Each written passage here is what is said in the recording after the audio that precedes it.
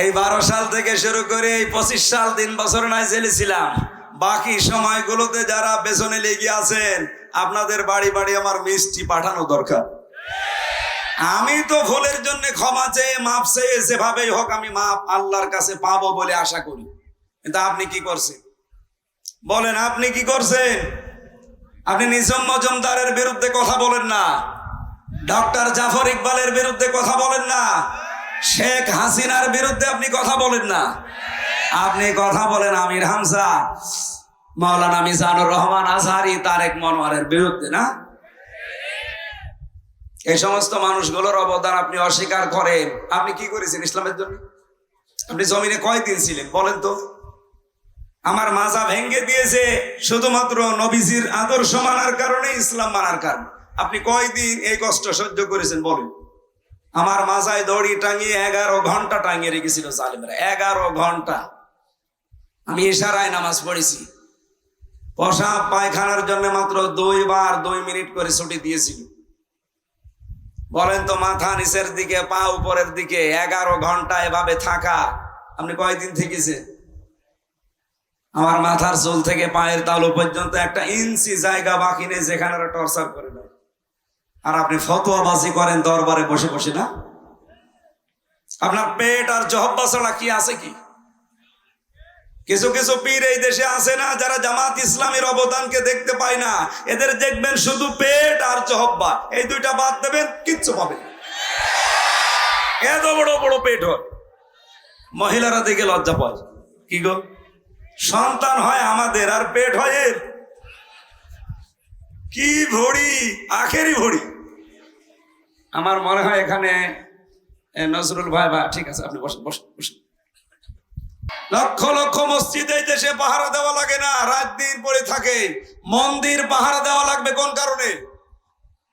তার কথায় উদ্বুদ্ধ হয়ে দল মত জাতি বর্ণ ধর্ম নির্বিশেষে সবাই মনে হচ্ছে পাহারাদার হয়ে গেছে। এবার দাদাদের সব চক্রান্ত ব্যর্থ হয়ে গেছে। হিন্দুদের কাছে আমি জিজ্ঞাসা করেছি, আমার কুষ্টিয়াতে আমার আসনে বহু হিন্দু আছে। সেদিন 100 হিন্দু এসে বলছে এবারের ভোট সব দাড়ি পাল্লাই দেব।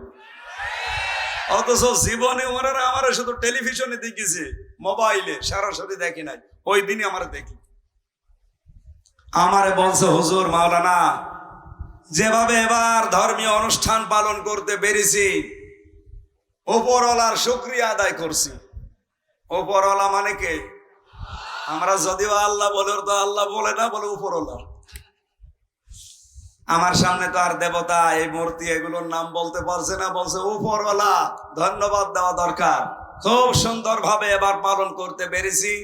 এই 54 বছরও আমরা এভাবে পারি না। জোরে বলেন আলহামদুলিল্লাহ। এটা বিশ্বের বিবেক যারা, মোড়ল যারা, এটা শুনতে পান না? আমার কুষ্টিয়ার ঘটনা। সাম্প্রদায়িক সম্প্রীতি নেই বলে বাংলাদেশে। কোন মুনাফিক এই কথা বাইরের দেশে ছড়ায় যে বাংলাদেশে সাম্প্রদায়িক সম্প্রীতি নেই? পৃথিবীর ভেতরে এটা রোল মডেল। আমি তো ভারতের বহু প্রদেশ ঘুরেছি। মুসলমানেরা গরু জবাই করলে জহব্বা কেটে ফেলেছে, এমনও আছে মুসলমানদের। এই কথা বলেন না কেন? বাংলাদেশে আপনি তাকান, অন্য ধর্মের যারা আছে, আমরা যেহেতু নবীর হাদিস 100% বিশ্বাস করি, এই সংখ্যালঘু যা আমরা বলি না, তারা নিজেরাই বলে আমরা সংখ্যালঘু। আমরা বলি এই দেশে আপনারা কেউ সংখ্যালঘু নেই, আমরা যেমন আপনারাও তেমন। তারা যেহেতু বলে, এই হিসাবে বলছি, সংখ্যালঘু কোনো মানুষ যদি কিয়ামতের দিন নবীজি নিজে এই সংখ্যালঘু মানুষদের পক্ষে দাঁড়িয়ে এই সংখ্যাগরিষ্ঠ যদি অত্যাচার করে তাদের উপরে, উনি ওই সংখ্যালঘুদের পক্ষে দাঁড়াবেন, আমাদের বিপক্ষে দাঁড়াবেন। আমাদের নবীর হাদিস। সেই হিসাবে এই দেশে এখন আমরা যেহেতু ইসলাম মেনে চলার একটা পরিবেশ তৈরি করতে যাচ্ছি, আমরাও গ্যারান্টি দিতে পারি। সেদিন আমি দাদা, ওনার নাম এই যে হিন্দু বৌদ্ধ খ্রিস্টান ঐক্য পরিষদের সেক্রেটারি, রাজবাড়িতে বাড়ি, সারা বাংলাদেশের মহাসচিব, কি জানো না, গোবিন্দ চন্দ্র পরামানিক, নাম শোনেননি? ওনার সাথে দেখা হয়েছিল। বলছে এই দেশে যদি এবার ইসলাম ক্ষমতায় আসে, উনি নাম ধরেই বললো আমার সামনে, বলছে জামাত ইসলামী যদি আসে, এই দেশে যত ধর্মের লোক আছে সবচাইতে বেশি নিরাপদে থাকতে পারবে। বিশ্বের মডলরা গোবিন্দ চন্দ্র পরামানিকের কথা একটু শোনেন, সে একজন হিন্দু মানুষ। এই জন্য যারা ধর্মীয় গ্রন্থের উপরে আঘাত দিলেন, আমরা অন্য কোনো কারণে না, আমরা চাই তার বিচার হোক, কারণে কোরআনে কারিম আমাদের কলিজার চাইতেও দামি। সেই কোরআন থেকে মাত্র একটা আয়াত পড়েছি, আর লক্ষ হাদিস থেকে যে হাদিসের প্রথম বরাত বলছি, এই কোরআনের সাথে সম্পৃক্ত থাকার কারণে এত মর্যাদা। আল্লাহর নবী বলেন আহলুল কোরআনি হুম আহলুল্লাহি ওয়া খাসাতুহু। কোরআনওয়ালা যারা, এরা সাধারণ মানুষ না, এরা আল্লাহর পরিবারভুক্ত এবং খাস ব্যক্তি। সুবহানাল্লাহ বলতে পারেন নাই? এই চাঁপাইনবাবগঞ্জে বহু মানুষ কোরআনওয়ালা মানুষকে নিয়ে টিটকারি করে।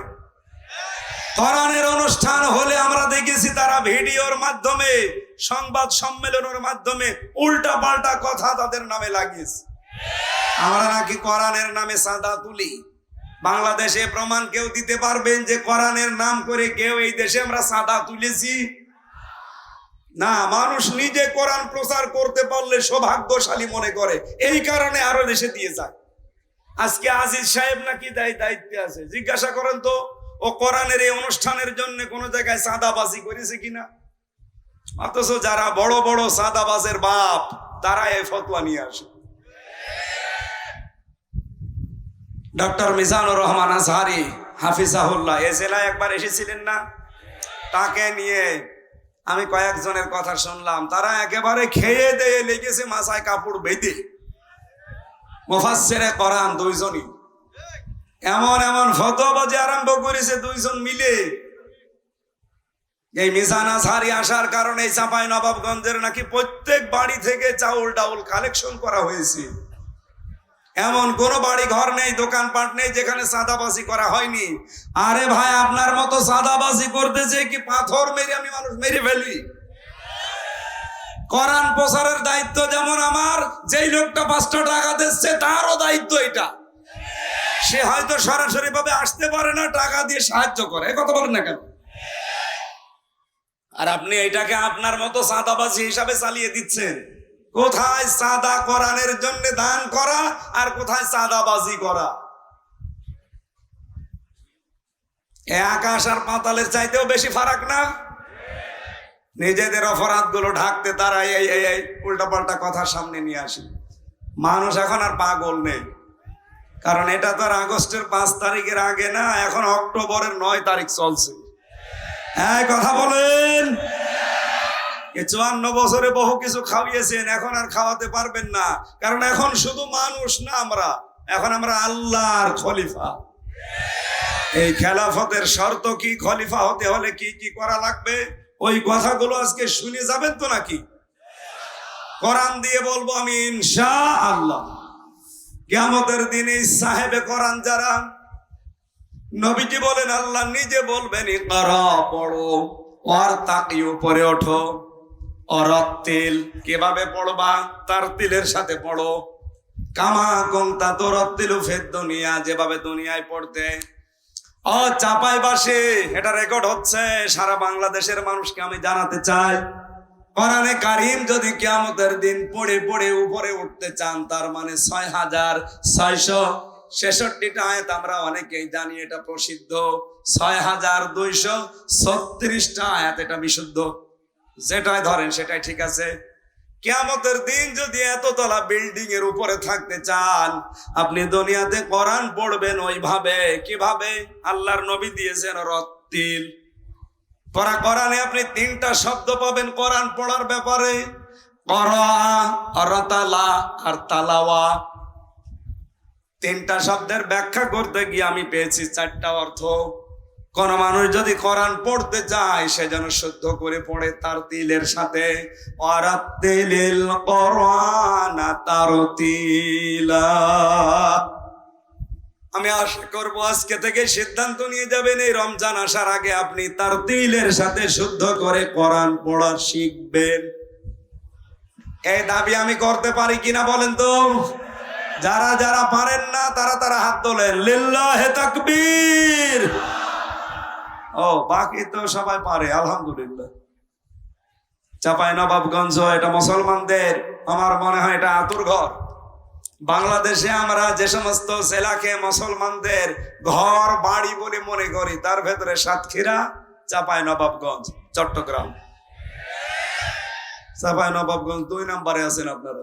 অত্যাচার, জুলুম, নির্যাতন সহ্য করেছেন সাতক্ষীরার পরে আপনারা। ইতিহাস হয়ে থাকবে ইনশাআল্লাহ। তাহলে এই দাবি আপনারা আশা করছি রমজান আসার আগে পূরণ করবেন। দ্বিতীয় নম্বরে, কোরআনে কারিম শুধু পড়লে হবে না, তার তিলের সাথে পড়ার 4টা যে শর্ত বলছে, এটা আমি বানিয়ে বলছি না, ইবনে মাসউদ থেকে বর্ণিত। নবীজি জানিয়েছেন কোরআনে কারিমকে কেউ যদি হক আদায় করে পড়তে চায়, আল্লাযীনা আতাইনাহুমুল কিতাবা ইয়াতলুনাহু হাক্কা তিলাওয়াতি। সূরা বাকারার 221 নম্বর আয়াতের প্রথম অংশে আছে, আমি এই কোরআন যাদেরকে দিয়েছি তারা এর হক আদায় করে তেলাওয়াত করে। উলাইকা ইউমিনুনা বিহি, এরা আমার কোরআনে বিশ্বাসী। ওয়া ইয়াকফুর বিহি ফাউলাইকা হুমুল খাসিরুন। এখানে হক আদায় করে যদি কেউ না পড়ে কোরআন, আল্লাহ বলেন তারা কোরআন বিশ্বাস করে না, এই মানুষগুলো ক্ষতিগ্রস্ত। বলেন নাউজুবিল্লাহ।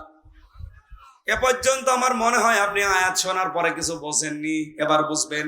এদিকে তাকান। আল্লাহ যে হাক্কা তিলাওয়াতি দিয়েছেন, হক আদায় করে তেলাওয়াত। আমি হক আদায় করে তেলাওয়াতের ব্যাখ্যা যতগুলো তাফসীর মিলিয়েছি, ফি জিলালিল কোরআনে আমার কাছে সবচাইতে বেশি পারফেক্ট মনে হয়েছে। সাইয়্যিদ কুতুব রহমাতুল্লাহ আলাইহি তিনি বলেন, কেউ যদি কোরআন হক আদায় করে পড়তে চায়, সে যেন তেলাওয়াত করে থেমে থেমে, শুদ্ধ করে, স্পষ্ট ভাবে, যেটা আমি আপনাদের আহ্বান জানালাম। 2 নম্বরে, শুধু পড়লে হবে না, এটাকে আপনাকে বোঝার চেষ্টা করা লাগবে। কি কথা বুঝতেছেন? আপনি দেখবেন সূরা হিজরের 87 নম্বর আয়াতটা একটু বাড়িতে, ওয়ালাকাদ আতাইনাকা সাবআম মিনাল মাসানি ওয়াল কুরআনাল আযীম। বলেন আল্লাহু আকবার। আল্লাহ বলেন, অবশ্যই আমি হে নবী আপনার কাছে 7টা আয়াত বিশিষ্ট একটা কোরআন দিয়েছি। এটা পূর্ণ পাঠ করা লাগে। এই যে বারবার আপনাকে কোরআন পাঠ করা লাগে কেন জানেন? এই মহান কোরআনকে, এই 7 আয়াত বিশিষ্ট সূরাকে আমরা সূরা ফাতিহা বলে ডাকি। কেন বারবার এটা পড়া লাগে? দিন রাত 24 ঘন্টায় শুধু ফরজ নামাজও কেউ যদি পড়ে 17 রাকাত, কয় রাকাত? এই 17 রাকাত নামাজের প্রতি রাকাতে এই সূরা ফাতিহা কিন্তু একবার করে পড়া লাগে। কি কথা বলেন না কেন? কেন বারবার এটা রিভাইজ দিচ্ছেন, বারবার এটা রিপিট করছেন কেন? একটা উদ্দেশ্য আল্লাহর আছে, আপনি যেন বোঝেন যে আপনি কি বলতে চান আল্লাহকে। কোরআন শরীফ আমি একটা স্টাডির জায়গায় রেখে দেখলাম, কোরআনে কারিমে আল্লাহ তেলাওয়াত সাজিয়েছেন 5 ওয়াক্ত নামাজের ফরজ, সুন্নত, ওয়াজিব, নফল।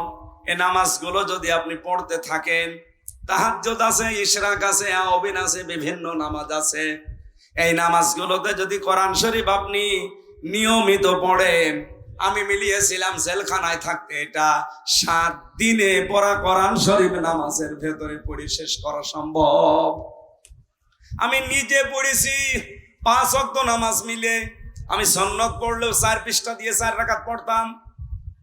তাহাজ্জুদে প্রায় 2 পারা, 2.5 পারা, 3 পারা চেষ্টা করতাম পড়ার।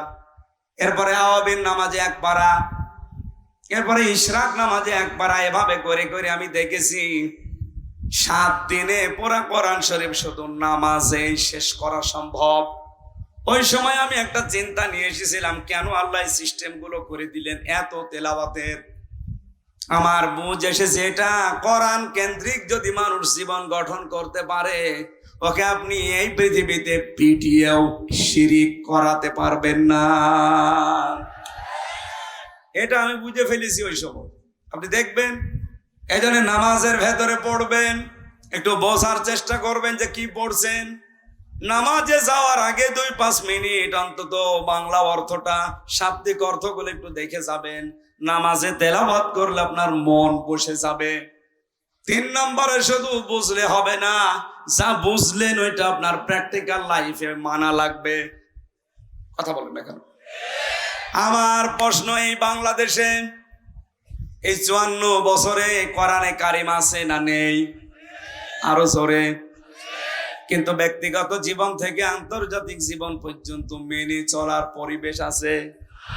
এমন এমন অফিস এই দেশে আছে সরকারি, যেখানে চেষ্টা করলেও হালালকে হালাল জানে মানা যায় না, হারামকে হারাম জেনে মানা যায় না।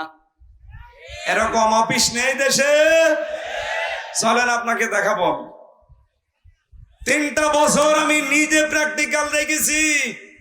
আদালতের ইট পর্যন্ত টাকা চাই। আমার মনে হচ্ছে ইটও এভাবে তাকিয়ে আছি 3 কোনা হয়ে যে টাকা দেন। আপনি বাংলাদেশের একটা অফিসের নাম বলেন যেখানে আজ টাকা ছাড়া ফাইল চলে না? ফাইল চলেই না, টাকা দেবেন ফাইলের মনে হয় হাত পা বেড়ে যায়। ঘোষ যদি এখন অনেকাংশে বন্ধ হয়েছে, কিন্তু 100% বন্ধ এখনো হয়নি। এটা 100% বন্ধ কিয়ামতের আগে সম্ভব না, যতদিন আল্লাহর কোরআন এই দেশে কায়েম না হবে। সাইয়েদ কুতুব এইটাই বোঝাতে চেয়েছেন না? একটু বোঝেন। সূরা নূর 55 নম্বর আয়াত। এখানে 64টা আয়াত আছে, মাত্র একটা আয়াত পড়েছি। আমার আলোচনার বিষয়, আমরা যে আল্লাহর খলিফা, এই খেলাফতের দায়িত্ব পালন করতে হলে কি কি শর্ত মানা লাগবে সেইগুলো। আল্লাহ রাব্বুল আলামিন বলেন, এদিকে তাকান ভাই, না হচ্ছে না, ক্লাস এভাবে হবে না। আপনি এখানে আসলেন কেন? হ্যাঁ, যান যান, চলে যান। তাড়াতাড়ি যান, তাড়াতাড়ি যান। আপনার যে শরীর, ওরে বাবা, এত মনে হচ্ছে জবাই করলে 2 গ্রাম খানা হয়ে যাবে। না, ওইরকম স্বাস্থ্য দরকার। আমার তো শেষ করে দিয়েছে। হাসিনার উপরে এমনি রাগ হয় আমার, এই কারণে আমার কণ্ঠ শেষ করে দিয়েছে। তেঁতুল খাবিয়ে খাবি, যৌবন তেঁতুল খাবিয়ে শেষ করে দিয়েছে। এমনকি আমার এই কণ্ঠটাও নষ্ট করে দিয়েছে তেঁতুল খাবি। প্রত্যেক খাবারে খালি আমার তেঁতুল দিত। খেলে খান, না খেলে না খেয়ে মরে যান। কারণ ওই ফাঁসির কন্ডেম ছেলে কেউ দেখারও কেউ নেই, বলারও কেউ নেই। ওই শয়তানদের যা বলতো ওরা তাই করতো। আর কপালটাও আমার খারাপ। কারারক্ষের দায়িত্বে যেই কয়টা পেয়েছিলাম, 100টার ভেতরে আমার মনে হয় 90টাই সব মালায়ন। মালায়ন তো বলা ঠিক না, দেবদুলা, সুব্রত বালা, আশিক কুমার, চয়ন ঘোষ, আমি নাম মুখস্থ করে ফেলেছি। বলেন তো, যাদের নাম বলছে সব তো আল্লাহর ওলি নাকি? মাইকে জ্বর বাড়িয়ে দেন, গলা ভেঙে যাচ্ছে, রিভাব দিয়ে দেন।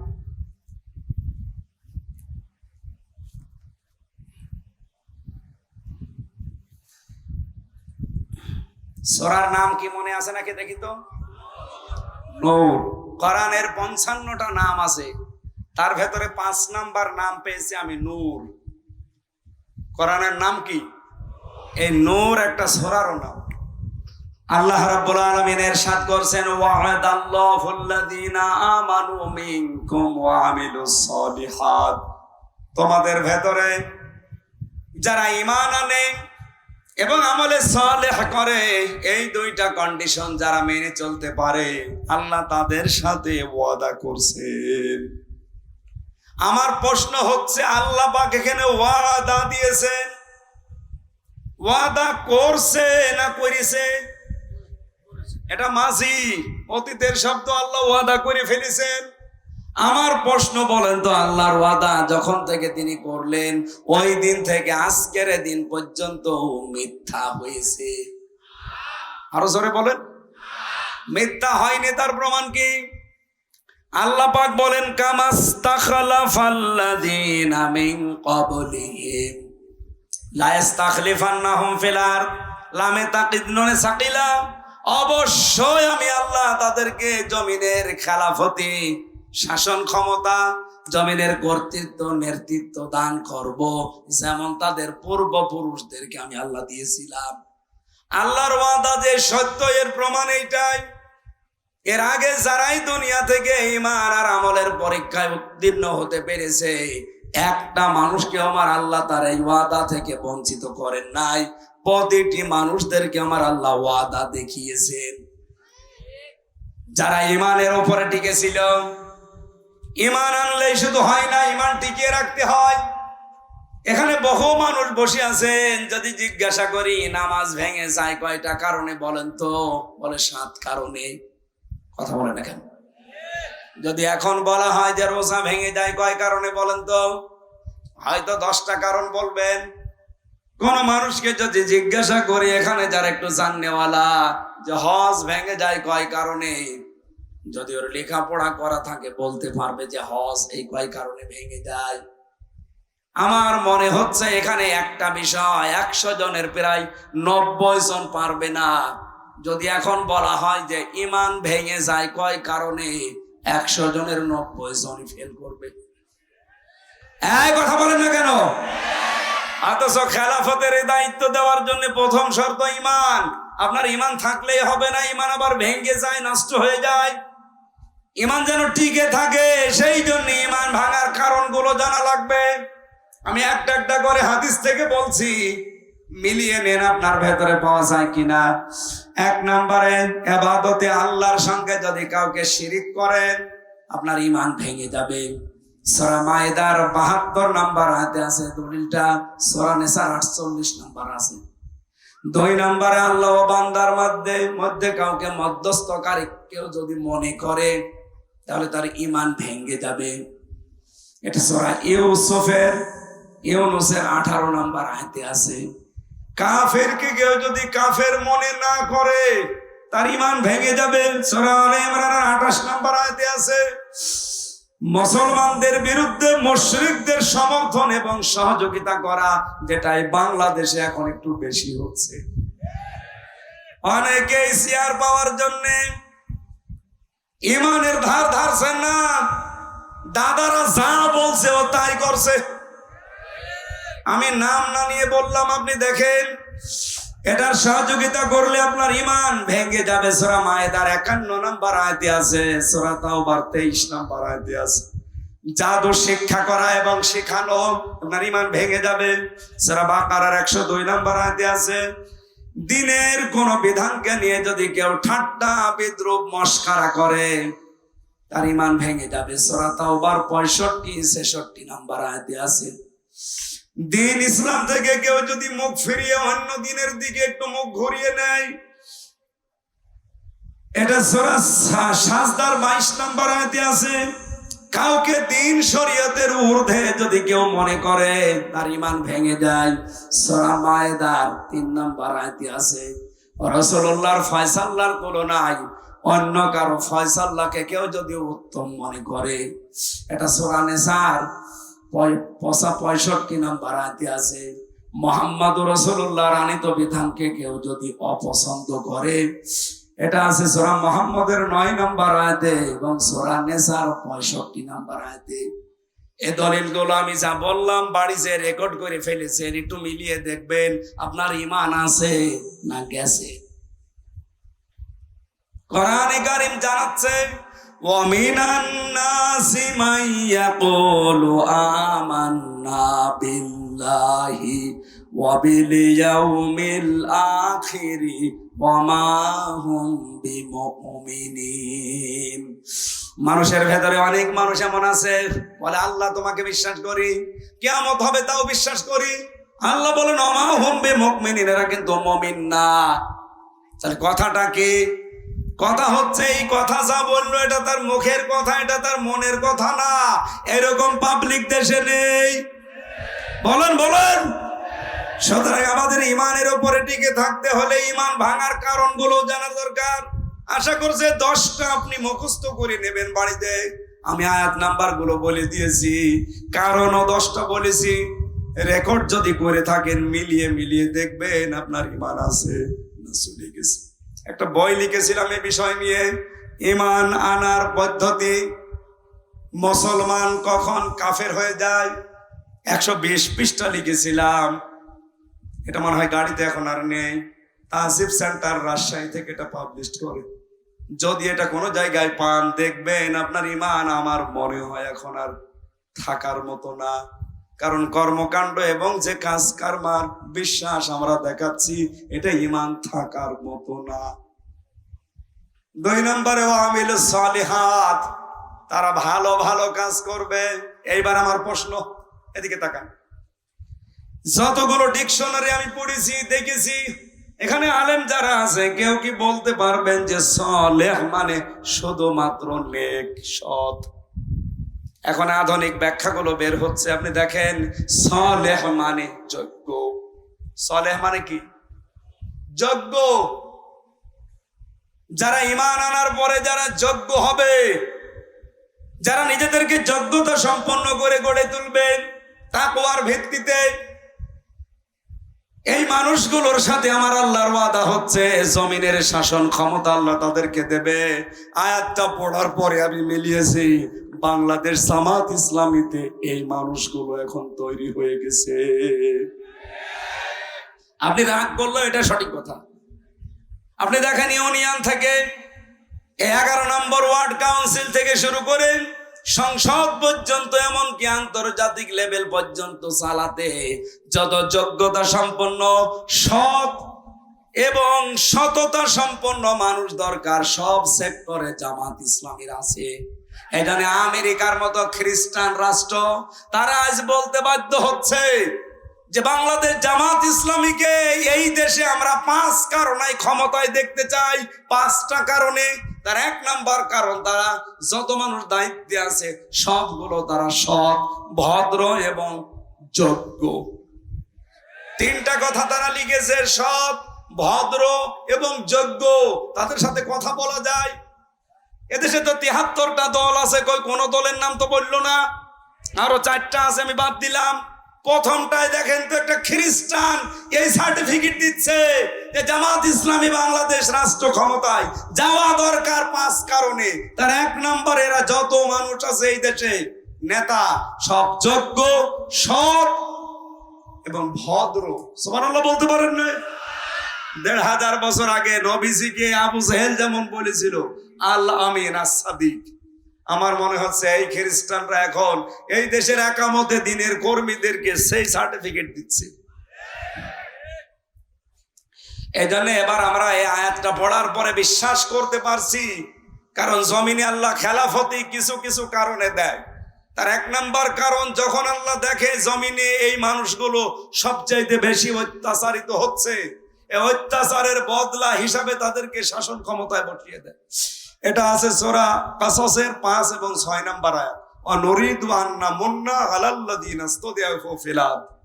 আমি আল্লাহ একটা ইচ্ছা করলাম, ফেরাউন যাদেরকে জমিনে দুর্বল করে রাখতে চেয়েছিল জুলুম, অত্যাচার, নির্যাতন করে, অনাজালাহুম আইম্মাতান, আমি চাইলাম তাদেরকে জমিনের নেতৃত্ব কর্তৃত্ব দিয়ে নেতা বানিয়ে দিতে। আল্লাহ নেতা বানিয়ে দিচ্ছে না, এবং এই জমিনের শাসন ক্ষমতা বিশেষ করে ওয়ারিস তাদেরকে বানিয়ে দেব। এতটুকু আল্লাহ শেষ করে দেননি। অনুমাক্কিনা লাহুম ফিল আরদ, তাদেরকে আমি জমিনের কর্তৃত্ব দান করব, শাসন ক্ষমতায় বসিয়ে দেব। কেন বসাবো? অনুরিয়া ফিরআউনা ওয়া হামানা ওয়া জুনুদাহুমা, আমি ফেরাউন, হামান আর তার লোকজনকে দেখাতে চাই মিনহুম মা কানু ইয়াহজারুন, তাদেরকে সবচেয়ে বেশি ভয় যারা পেত ওই মানুষগুলোকে আমি আল্লাহ রাষ্ট্র ক্ষমতায় বসাতে চাই। বাংলাদেশ জামাত ইসলামীকে এই দেশের জালেম রাম আর বামরা এই 54 বছর সবচেয়ে বেশি ভয় পেয়েছে। অন্য কোন দলকে এত ভয় পেয়েছে কারোর ওপর অত্যাচার এভাবে হয়নি। এদের ওপর অত্যাচার করেছে একটাই মাত্র কারণ তারা বুঝে ফেলেছে যে এরা সম্ভাবনা একেবারে কাছাকাছি। এজন্য আমাদের উচিত হচ্ছে এই আয়াতটার কিছু আবেগ আছে। রব্বুল আলামিন বলেন এর প্রথম আবেগ কি? আমি আল্লাহ কি করব জানো? ওয়ালা ইউবাদদিলান্নাহুম ওয়ালা ইউমাক্কিনান্নাহুম দীনাহুম আল্লাযী ইরতাদালাহুম, তোমাদের জন্য আমি যেই দিনকে পছন্দ করি ওই দিন আমি তোমাদের ওই জমিনে কায়েম করে দেব। কথা থেকে খেয়াল করেন, ওয়ালাইউ বাকিনান্না লাহুম লামে তাকিত নুনে সাকিলা দীনাহুমুল্লাযী তাদালাহুম, তোমাদের জন্য যেই দিন আমি পছন্দ করেছি ওই দিন আমি ওই জায়গায় কায়েম করব। তার নাম কি? হ্যাঁ, কথা বলেন। আয়াত আমি 100% বিশ্বাস করি। এই হিসাবে বাংলাদেশে এবার ইসলাম কায়েম হবেই, হয় আপনাকে নিয়ে না আপনাকে বাদ দিয়ে। আপনি যদি আসতে চান চলে আসেন, আপনাকে নিয়েই কায়েম হবে।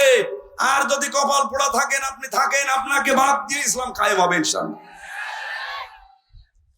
আল্লাহ পাক বলেন দ্বিতীয় নম্বরে কি করব, ওয়ালা ইউবাদদিলান্নাহুম মিন বাদি খাউফিহিম আমনা, আমি পাল্টিয়ে দেব, পরিবর্তন করে দেব তাদের ভয়ের সংস্কৃতিকে নিরাপত্তা দিয়ে। কি ভয় ছিল বলেন তো আগস্টের 5 তারিখের আগে? আমির হামজা আসবে এই কথা শুনলেই 14টা ব্যারিকেড পড়ে যেত। কথা বলেন না কেন? আমি এই চাঁপাইনবাবগঞ্জের পৌরসভার ভেতরে ঢুকে এরপরে আবার কুষ্টিয়ায় চলে গেছি, আসতে দেয়নি। আগস্টের 5 তারিখের মাস খানিক আগে আমি আসতে চেয়েছিলাম, আমি আর শাহেক জামাল উদ্দিন ভাই ওনারে আসতে দিয়েছে, আমারে বলছে ও আসলে 144 ধারা জারি। এতগুলো মানুষের সামনে কোরআনের কথা বলবো এরকম একটা পরিবেশ ছিল, সব আল্লাহ পাল্টিয়ে ভয়ের সংস্কৃতি দূর করে আজ নিরাপত্তা দিয়ে দিয়েছে। যে পুলিশ এতদিন ধরার জন্য পেছনে পেছনে দৌড় দিত, এখন তারা পেছনে পেছনে পাহারা দেওয়ার জন্য দৌড় দেয়। কুষ্টিয়ায় এসপি ডিসি ওসি তো বাদই দিলাম, এসপি ডিসি সহ মিটিং করার সময় যে এসপি ডিসির আগস্টের 5 তারিখের আগে আমির হামজা জেলে আছে কথা শুনলে মোনাজাত করতেছে ভালো, অথচ এখন তারা মিটিং করলে আমারে নিয়ে উদ্বোধন করায়।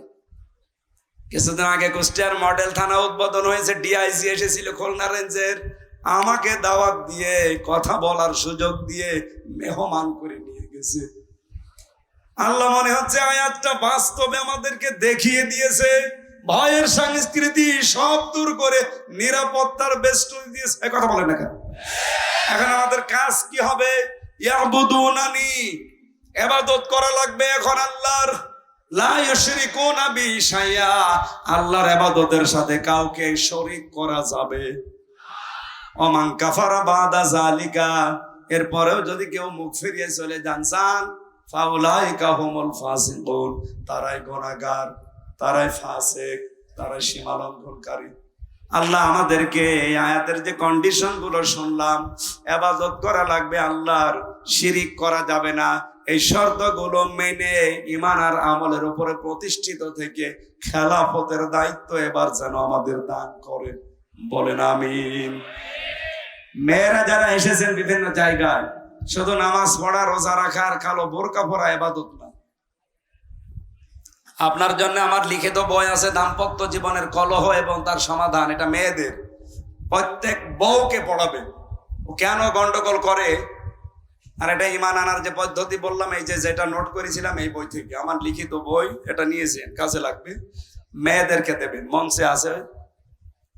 আমি যতটুকু বুঝেছি পরিবারে আর শান্তির পেছনে, শান্তি না থাকার পেছনে দায়ী বউ আর শাশুড়ি, এই দুইজনের ছোট মনের কারণে।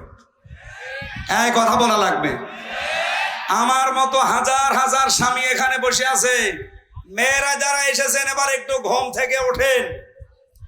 আপনারা তো ঘুমাচ্ছেন, ওঠেন। শুধু নামাজ পড়বেন, রোজা রাখবেন, কালো বোরকা পরবেন, জান্নাতে চলে যাবেন না।